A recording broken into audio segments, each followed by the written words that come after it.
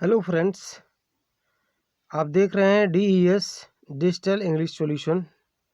आज मैं आपको अपने इस वीडियो में फ्यूचर इंडेफिनिट टेंस का विस्तार पूर्वक नियम बताने जा रहा हूं। अतः आप वीडियो को अंत तक ज़रूर देखिएगा, बीच में कट मत करिएगा, ताकि आपको फ्यूचर इंडेफिनिट से रिलेटेड जितने भी वाक्य हों उनका अनुवाद करने में आपको कोई परेशानी ना हो। यदि आप मेरा ये वीडियो अंत तक देखते हैं तो निश्चित रूप से आप अंत में ये देखेंगे कि आप स्वयं ही बहुत सारे वाक्यों का अनुवाद बड़ी आसानी से कर सकते हैं। तो आइए हम शुरू करते हैं। सबसे पहले पहचान। फ्यूचर इंडेफिनिट टेंस के वाक्यों की पहचान। इस काल के वाक्यों के अंत में गा गेगी शब्द आता है। पहली पहचान जो सामान्य है, गा गेगी इसमें आता है। और अगर ये पास्ट का होता तो उसमें था थे थी आता, और अगर वह प्रेजेंट का होता तो उसमें है हूँ हो शब्द जरूर आता है। अनुवाद करने के नियम। सबसे पहले हम साधारण वाक्य के अनुवाद करने का नियम देखेंगे। और अगर आप इस चैनल को देख रहे हैं तो अपने पास में अपनी कापी कलम भी ले करके बैठिए, ताकि आप नियम के साथ साथ जो उदाहरण बताए जा रहे हैं उसके अनुरूप आप अपनी किताब से भी कुछ अभ्यास कर लें इसी समय, ताकि आपको खुद से बाद में अनुवाद करने में कोई प्रॉब्लम ना हो। तो सबसे पहले अनुवाद, साधारण वाक्य के अनुवाद करने का नियम में क्या है, मुख्य क्रिया का पहला रूप लिखा जाता है। सभी कर्ताओं के साथ मुख्य क्रिया का पहला रूप लिखा जाता है। ही सीट, यू दे तथा एक वचन एवं बहुवचन के कर्ताओं के साथ सहायक क्रिया विल का प्रयोग किया जाता है। ये ध्यान रखेंगे, कर्ता कौन कौन से कर्ता हैं जिसके साथ में विल का प्रयोग होगा। ही, सी, इट, यू, दे, एक वचन हो या बहुवचन सबके साथ। आई बी के साथ में सहायक क्रिया शैल का प्रयोग किया जाता है। आई बी के साथ शैल का प्रयोग किया जाता है। अब इसी में एक और प्रकार का वाक्य आता है सामान्य में ही, उसमें अवश्य जरूर शब्द आता है।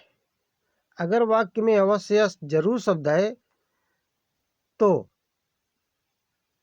यह वाक्य के द्वारा वचन, वादा, धमकी व्यक्त हो तो ही, सीट, यू, दे, एक वचन और बहुवचन के कर्ताओं के साथ सहायक क्रिया शैल का प्रयोग किया जाता है।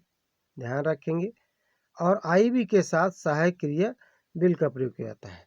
वही क्रम जो है सामान्य वाक्य में बदल जाता है। आप जानते हैं, जब अवश्य या जरूर शब्द नहीं आएगा या वचन, वादा, धमकी नहीं व्यक्त होगी तो आई बी के साथ शैल लगता है, शेष के साथ विल का प्रयोग किया जाता है। लेकिन अवश्य या जरूर शब्द आने पर परिस्थिति बिल्कुल उल्टी हो जाती है। आई बी के साथ विल और शेष के साथ शैल का प्रयोग किया जाता है। अब इसी में एक और प्रकार का वाक्य आपको देखने को मिल लेता होगा बीच बीच में, मजबूरी प्रकट होने पर। अगर वाक्य से मजबूरी प्रकट हो रही है तो आई बी के साथ जो करता है आई बी के साथ में शैल हैव टू का प्रयोग किया जाता है। और ही, सीट तथा एक वचन और बहुवचन के कर्ता के साथ में सहायक क्रिया विल हैव टू का प्रयोग किया जाता है। तो देखा दोस्तों आपने, तीन प्रकार के वाक्य फ्यूचर इंडेफिनिट टेंस में होते हैं। एक होता है बिल्कुल सामान्य सा, दूसरा होता है अवश्य, वादा, धमकी, वचन ये शब्द रहते हैं उसमें, और तीसरा होता है जिसमें मजबूरी प्रकट होती है। अब हम वाक्य की रचना देख लेते हैं। फ्यूचर इंडेफिनिट टेंस के साधारण वाक्य की रचना इस प्रकार से होती है। सबसे पहले सब्जेक्ट, फिर विल, शैल, और उसके बाद वर्ब के फर्स्ट फॉर्म और ऑब्जेक्ट लिखा जाता है। सभी कर्ताओं के साथ में वर्ब का फर्स्ट फॉर्म यूज होता है। फिर सेकंड टाइप का जो सेंटेंस बनता है जिसमें मजबूरी प्रकट होती है, उसका अनुवाद जो है करते समय वाक्य की रचना में सबसे पहले सब्जेक्ट लिखते हैं, फिर विल या शैल सब्जेक्ट के हिसाब से हम सिलेक्ट कर लेते हैं। हैव टू दोनों में कॉमन होता है, चाहे वह किसी भी प्रकार का कर्ता हो, और वर्ब की फर्स्ट फॉर्म और ऑब्जेक्ट का प्रयोग करते हैं। तो ये सूत्र आपको अपने दिमाग में सेट करना है, लेकिन इससे पहले आपको नियम भी जानना आवश्यक है। बिना नियम को अच्छी तरह से जाने देखे और आप जो है अनुवाद करना शुरू करेंगे तो गलती आपसे हो सकती है। तो अनुवाद करने के नियम के बाद आप देखिए उदाहरण। उदाहरण सबसे ज़्यादा आवश्यक होता है कि आप उदाहरण को ध्यानपूर्वक देखें, जैसे किया जा रहा है उसी प्रकार से आप भी करने का प्रयास करेंगे तो निश्चित रूप से आपको अनुवाद करना आसानी से आ जाएगा। मैं कल स्कूल जाऊंगा, तो मैं कल स्कूल जाऊंगा, तो सबसे पहले इसमें कर्ता, ये सामान्य वाक्य है, अवश्य या जरूर शब्द आया है कि मजबूरी प्रकट हुई है, ये जान लें। एक तो अवश्य या जरूर शब्द आने वाला वाक्य आप जान ही चुके हैं, और एक ऐसा भी होता है जिसमें मजबूरी प्रकट होती है, और अगला होता है जिसमें कुछ नहीं होता, बिल्कुल सामान्य होता है। अभी आप अंतिम दो वाक्यों पर ध्यान दें तो अंत में पड़ेगा शब्द आया है ये, तो ये मजबूरी प्रकट करती है कि जो काम करना नहीं चाहते हैं वह करना अगर पड़ रहा है तो वह मजबूरी प्रकट करता है। अवश्य वचन और वादा धमकी व्यक्त हो रही है तो भी आपको बताया कि वाक्य में क्या होता है, और सामान्य वाक्य है, इसलिए मैं कल स्कूल जाऊंगा, यह है बिल्कुल सामान्य वाक्य है। इसमें सबसे पहले कर्ता जो स्कूल जाने का काम कर रहा है उसकी अंग्रेजी पहले लिखेंगे सूत्र के हिसाब से। आई के साथ में मैंने बताया सामान्य वाक्य में शैल लगता है, तो आई शैल गो टू स्कूल टुमारो, तो स्कूल जो है इसका कर्म है। तुम उसकी सहायता करोगे, तो तुम सहायता करने का काम तुम कर रहे हो, तुम के द्वारा सहायता किया जा रहा है, इसलिए यह इसका क्रिया है और कर्म है उसकी। तो you will help him, you जो है यह पूरा सामान्य वाक्य है, इसलिए इसके साथ में यू के साथ में विल का प्रयोग किया गया है। वह कल कार चलाएगी, तो वह कल कार चलाएगी, तो चलाएगी जो है यह क्या है, यह बिल्कुल इससे वह शब्द पर जो असर आता है वो ये बताता है कि यह स्त्रीलिंग है, चलाएगी, तो इसलिए इसकी अंग्रेजी सबसे पहले सी विल ड्राइव ए कार, तो सी के साथ विल लगाएंगे और ड्राइव ए कार। टुमारो, हम कल मैच अवश्य जीतेंगे, तो ध्यान दें इसमें अवश्य शब्द आया है, तो जो क्रिया होगी सहायक क्रिया वह बदलेगी, सहायक क्रिया हम इसका करता है, इसकी अंग्रेजी होती है वी। वी के साथ में सामान्य वाक्य में शैल लगता है, लेकिन अवश्य शब्द आने के कारण यहाँ बिल का प्रयोग किया गया है, तो बी बिल, फिर जीतना इसका जो है क्रिया है, be will win the match tomorrow. मैं तुम्हें हरा दूंगा, तो मैं तुम्हें हरा दूंगा, तो क्या हो जाएगा, मैं की अंग्रेजी सबसे पहले और उसके बाद हराना, और मैं के साथ मैं तुम्हें हरा दूंगा, इससे क्या व्यक्त होता है, इससे एक प्रकार से धमकी या वचन व्यक्त होता है, इसलिए आई के साथ में विल का प्रयोग किया गया है, तो आई विल डिफीट यू। तुम्हें अब यह गांव छोड़ना पड़ेगा, तो छोड़ना पड़ेगा, तो ध्यान दें तो पड़ेगा शब्द आने पर वाक्य से मजबूरी प्रकट होने लगती है, जो काम नहीं करना है वो करना पड़ रहा है।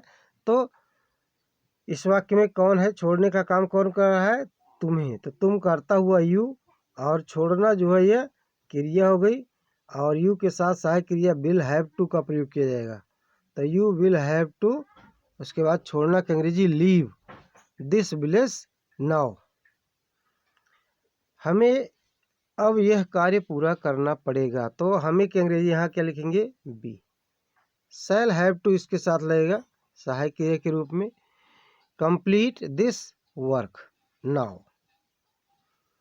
तो इस उदाहरण को आप ध्यानपूर्वक देखें और खुद से भी करेंगे, अभ्यास करेंगे, तो आपको जितना अभ्यास आपके द्वारा होगा उतना ही आप जो है वाक्य का अनुवाद करने में परफेक्ट होंगे। Negative sentence. निगेटिव सेंटेंस के वाक्यों की रचना देखें ध्यान से। सब्जेक्ट पहले, विल शैल, नॉट वर्ब की फर्स्ट फॉर्म और ऑब्जेक्ट। ये वाक्य की रचना आप ध्यान एक बार एक टेंस की पूरी सही से याद कर लें तो आपको सभी टेंस में वाक्य की रचना उसी प्रकार से मिलेगी। एग्जाम्पल में मोहन कल स्कूल नहीं जाएगा, तो मोहन कल स्कूल नहीं जाएगा तो इसका अनुवाद करेंगे मोहन। सबसे पहले मोहन कल स्कूल नहीं जाएगा में मोहन इसका कर्ता है और नहीं जाएगा तो नॉट लगेगा, will not. Mohan will not go to school tomorrow. अगला है मैं आज एक कहानी नहीं सुनाऊंगा, तो मैं इसका कर्ता हो गया तो इसलिए इसकी अंग्रेजी आई के साथ मैंने बताया है कि शैल का प्रयोग होता है, तो आई शैल नॉट। सुनाना की अंग्रेजी होगी tell a story today. I shall not tell a story today. हम अब उसकी सहायता नहीं करेंगे, तो हम बी कर्ता इसका कौन है, सहायता करना क्रिया हो गई और बी के साथ सहायक क्रिया शैल लगेगा तो बी शैल नॉट, सहायता करना हेल्प, उसकी जो है ये ऑब्जेक्ट है। Him now. वह कल इस मैदान में नहीं खेलेंगे, तो वह की अंग्रेजी पहले खेलने काम कौन करेगा, वह तो कर्ता हो गया। खेलने काम कर रहे हैं इसलिए क्रिया हो गई। कहाँ, इस मैदान में, इसका कर्म हो गया। तो दे के साथ विल नॉट, प्ले खेलना की अंग्रेजी, उसके बाद वर्ब जो है, और इन दिस फील्ड टुमारो। तो ये पूरा वाक्य है। आगे देखते हैं हम। कभी नहीं शब्द आता है। नकारात्मक वाक्य में एक ऐसा भी वाक्य आ जाता है जो जिसमें कभी नहीं शब्द आता है। तो अगर वाक्य में कभी नहीं शब्द आएगा तो वाक्य की रचना आप ध्यान देंगे। Subject, will, shall, never, verb की फर्स्ट फॉर्म और ऑब्जेक्ट, यानी नॉट का प्रयोग नहीं किया जाता है। तो यहाँ नॉट के स्थान पर नेवर का प्रयोग किया जाता है। उदाहरण इसका देखें। सूत्र सेम टू सेम है, उसमें कोई अंतर नहीं है। वर्ब की फर्स्ट फॉर्म हमेशा लगेगी यहाँ। वह अपनी कार कभी नहीं बेचेगा, तो कभी नहीं शब्द है इसलिए कर्ता, वो बेचने का काम वह के द्वारा किया जा रहा है, बेचना क्रिया हो गई, वह कर्ता और कार जो है वह कर्म है। तो he will never sell his car, सूत्र के हिसाब से कर्ता पहले, उसके बाद विल सेल का सिलेक्शन किया, फिर नेवर लगाया है, वर्ब की फर्स्ट फॉर्म में आई, वर्ब की फर्स्ट फॉर्म यूज किया गया है, और उसके बाद हिज कार उसका ऑब्जेक्ट है। हम उसका इंतजार कभी नहीं करेंगे, तो हम उसका इंतजार, तो हम करता है इसलिए बी के साथ शैल, नेवर कभी नहीं आया है, वेट इंतजार करना जो है इसकी क्रिया है, फॉर हिम। फिर अगला वाक्य है तुम यहाँ कभी नहीं आओगे। तुम यहाँ कभी नहीं आओगे, इसका अनुवाद क्या है, कर्ता इसमें क्या है, तुम, इसलिए इसकी अंग्रेजी यू। सहायक क्रिया के साथ विल नेवर, आना इसकी क्रिया है इसलिए कम, और यहाँ जो है इसका कर्म है इसलिए हियर। तो you will never come here. इस प्रकार से कभी नहीं वाले वाक्यों का अनुवाद आप आसानी से कर सकते हैं। सूत्र आपके दिमाग में होना चाहिए। केवल नहीं शब्द पर नहीं बल्कि कभी नहीं शब्द का भी ध्यान रखें। अगर ये वाक्य में आते हैं तो उसके स्थान पर हम नेवर लिखते हैं, नॉट का प्रयोग नहीं किया जाता है। Interrogative sentence. इंट्रोगेटिव सेंटेंस में आप जानते हैं प्रश्नवाचक वाक्य कई प्रकार के होते हैं। उसमें सबसे पहले वाला होता है क्या से शुरू होने पर। तो क्या से शुरू होने पर अगर वाक्य की शुरुआत क्या से हुई है तो क्या की अंग्रेजी व्हाट नहीं लिखी जाती है, बल्कि क्या के स्थान पर कर्ता के अनुसार सहायक क्रिया का प्रयोग वाक्य के प्रारंभ में किया जाता है। वाक्य के प्रारंभ में सहायक क्रिया कर्ता के अनुसार प्रयोग में लाई जाती है। अगर वाक्य क्या से शुरू हुआ है तो उसकी अंग्रेजी व्हाट नहीं लिखी जाती है। अब आप इसका स्ट्रक्चर ऑफ सेंटेंस देख सकते हैं। विल शैल सबसे पहले जो क्या का स्थान लेगा, उसके बाद कर्ता, फिर वर्ब की फर्स्ट फॉर्म और ऑब्जेक्ट। एग्जाम्पल इसका क्या मोहन आज एक पत्र लिखेगा? तो बिल, पहले क्या की अंग्रेजी आपको बताया मैंने, बिल लिखेंगे। कर्ता, लिखने का काम कौन कर रहा है? मोहन, इसलिए मोहन करता हुआ, बिल मोहन। और फिर आप वर्ब की फर्स्ट फॉर्म लगाते हैं तो लिखना इसका जो है कर्म क्रिया है, इसलिए राइट। कर्म इसका है एक पत्र, ए लेटर। और जो इसमें एडवर्ब है टाइम के रूप में वो है टुडे। तो will Mohan write a letter today. अगला है क्या वह तुम्हें भोजन देंगे? तो क्या वह, तो क्या कहेंगे आपको बताया गया, कर्ता के अनुसार बिल लगेगी। वह जो है वह एक साथ में दे, देख साथ में बताया मैंने, बिल लगता है सामान्य वाक्यों में तो bill. Will they give you food? क्या वह तुम्हें भोजन देंगे? क्या माली आज फूल तोड़ेगा? तो फूल तोड़ने का मतलब एक नहीं कई फूल तोड़ेगा, इसलिए फूल बहुवचन के रूप में रहेगा। तो क्या इसमें शब्द आया है? तो माली के हिसाब से बिल। माली की अंग्रेजी the gardener. Will the gardener pluck the flowers today. तो इस प्रकार से ये प्रश्नवाचक वाक्य है, जिस जो क्या से शुरू होगा इसका अनुवाद हम इसी प्रकार से करेंगे। अब प्रश्नवाचक शब्द बीच में आने पर, प्रश्नवाचक वाक्य अगर है इंट्रोगेटिव सेंटेंस, तो प्रश्नवाचक शब्द जो होता है वह बीच में आता है। बीच में यदि वाक्य आ गया है तो क्या करेंगे? कुछ नहीं करना है, केवल वही क्या से शुरू होने वाले सूत्र का ही बिल्कुल फॉलो करना पड़ता है। आगे जो प्रश्नवाचक शब्द होता है वही शुरू में लिख लिया जाता है। बाकी आप देखेंगे अभी तो आपको वही नियम पूरा पूरा दिखेगा। ये क्वेश्चन वर्ड आप देख लीजिए, क्वेश्चन वर्ड के बाद में आपको वही क्या वाला सूत्र पूरा लगाना पड़ता है। तो एक बार आप सूत्र लर्न कर लें, फिर आपको हमेशा जो है इसी प्रकार से याद रहेगा। तो question word will shell subject verb की फर्स्ट फॉर्म और ऑब्जेक्ट। एग्जाम्पल, वह झूठ क्यों बोलेगी? तो बोलेगी से ये आभास होता है कि ये स्त्रीलिंग होगा वह, तो इसलिए वह। और इसमें क्यों शब्द आया है? तो क्योंकि अंग्रेजी सबसे पहले लिखेंगे वाई। फिर झूठ क्यों बोलेगी? तो वाई विल, जो भी बताया क्वेश्चन वर्ड के बाद विल या सेल कर्ता के अनुसार आपको सिलेक्ट करना है। तो वाई विल सी, और फिर झूठ बोलना है क्रिया, तो टेल ए लाई। तुम उसे क्यों पीटोगे? तुम उसे क्यों पीटोगे? तो क्यों की अंग्रेजी सबसे पहले वाई, और तुम के अनुसार सहायक क्रिया will. Why will you beat him? तुम के द्वारा पीटने का काम किया जा रहा है, इसलिए यू के अनुसार बिल का प्रयोग किया गया है। और उसे कर्म है, पीटने का असर उसी के ऊपर पड़ेगा जिस पर कर्ता द्वारा किए गए कार्य का असर पड़ता है, वही कर्म यानी ऑब्जेक्ट होता है। तो इसमें ऑब्जेक्ट हिम है। हम वहाँ क्यों जाएंगे? हम वहाँ क्यों जाएंगे? तो क्या होगा? क्योंकि अंग्रेजी सबसे पहले, और फिर कर्ता के अनुसार, कर्ता हम है इसके अनुसार सहायक क्रिया शैल, वाई शैल भी कर्ता हो गया। फिर गो देयर, देयर जो है इसका कर्म है।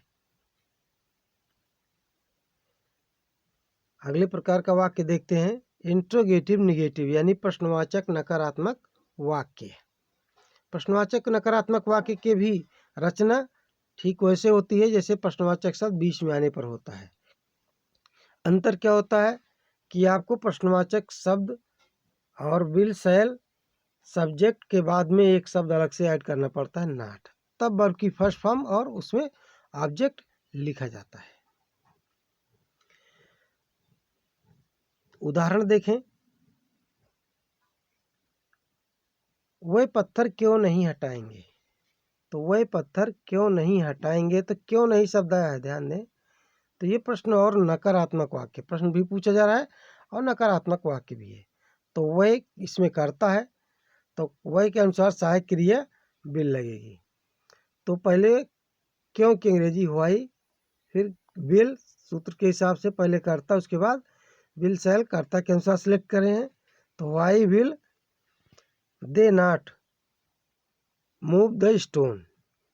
तो वह पत्थर क्यों नहीं हटाएंगे, इसका अनुवाद होगा why will they not move the stone.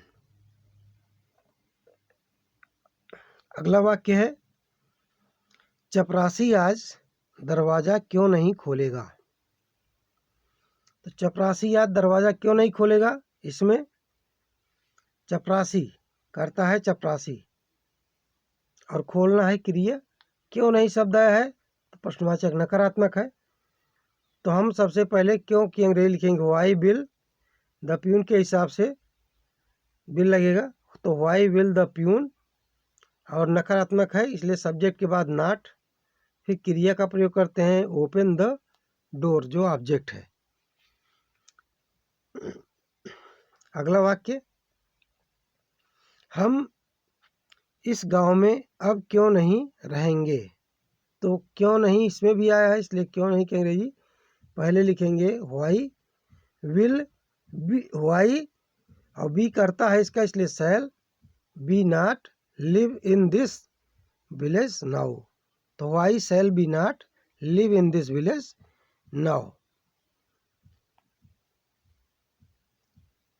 अब अगला वाक्य देखें, प्रश्नवाचक वाक्य ये भी है, लेकिन इस प्रश्नवाचक वाक्य में क्या होता है, प्रश्नवाचक शब्द स्वयं कर्ता का कार्य करता है और जब प्रश्नवाचक शब्द स्वयं कर्ता का कार्य करेगा तो आप जानते हैं कि शैल का प्रयोग होता है केवल आई बी के साथ, इसलिए इसमें केवल एक ही प्रकार का की सहायक क्रिया लगाई जाती है विल।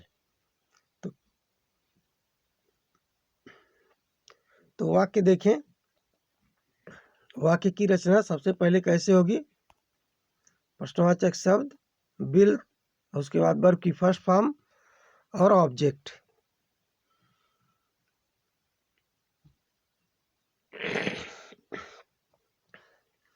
अब एग्जाम्पल देखें,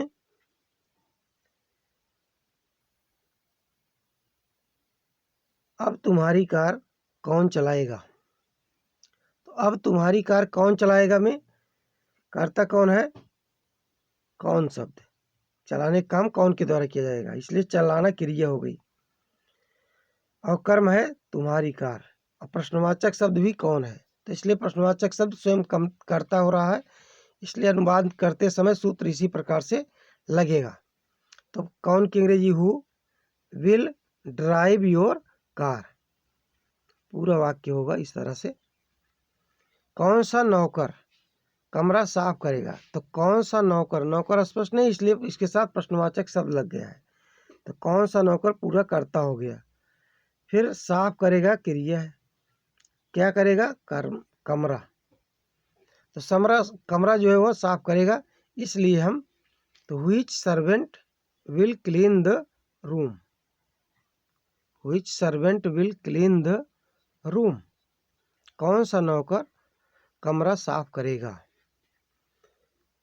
कौन सा लड़का आज कक्षा में कहानी सुनाएगा, तो इसमें कहानी सुनाने का काम किसके द्वारा किया जा रहा है, कौन सा लड़का द्वारा, तो इसलिए कौन सा लड़का कर्ता हो गया।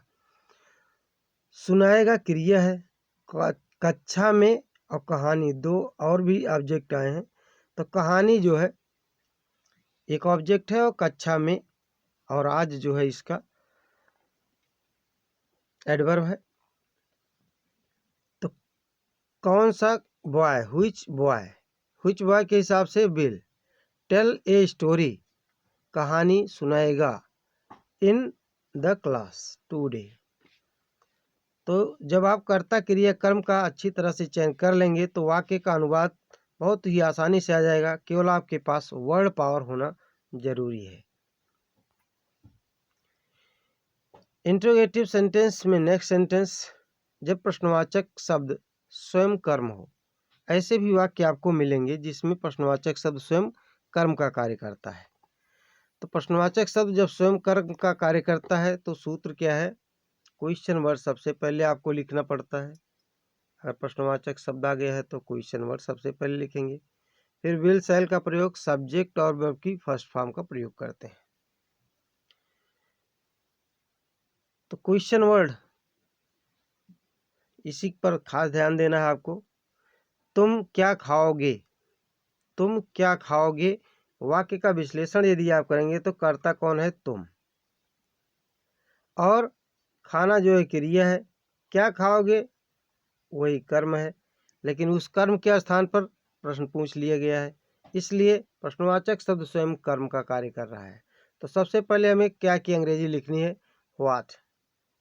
तो व्हाट लिखे, उसके बाद में विल सहायक क्रिया व्हाट के अनुसार आपको बताया सूत्र के हिसाब से कर्ता के बाद में क्या प्रश्नवाचक शब्द के बाद में विल या शैल लिखना है। तो व्हाट विल और कर्ता यू है, तो इसके अनुसार विल का प्रयोग किया गया है। व्हाट विल यू ईट, वह कहाँ रहेगा, वह कहाँ रहेगा। तो कहाँ शब्द जो है इसका प्रश्नवाचक शब्द है, इसके लिए इसकी अंग्रेजी पहले लिखे। फिर वह के अनुसार सहायक क्रिया विल, वह की करता है, चूंकि रहने का काम उसी द्वारा किया जाता है इसलिए ही, और लिव जो है रहना क्रिया है, तो वेयर विल ही लिव। हम किसे पढ़ाएंगे, तो हम किसे पढ़ाएंगे, तो पहले कर्ता कौन है, हम, तो हम की अंग्रेजी बी, लेकिन किससे प्रश्नवाचक शब्द है, इसकी अंग्रेजी पहले लिखेंगे होम। सहायक क्रिया बी के अनुसार शैल, तो होम शैल बी, पढ़ाना जो है इसकी क्रिया है इसलिए teach, home shall be teach. तो आशा करते हैं कि आपको मेरा ये वीडियो ज़रूर अच्छा लगा होगा, और अगर आप मेरे चैनल पर नए हैं तो इसको आप सब्सक्राइब कर दीजिए, बेल आइकन दबा दीजिए, लाइक कीजिए, शेयर कीजिए, ताकि और भी लोगों का आपके द्वारा जो है मार्गदर्शन हो, अर्थात आप लोग उनके आगे पढ़ने में मदद कर सकें।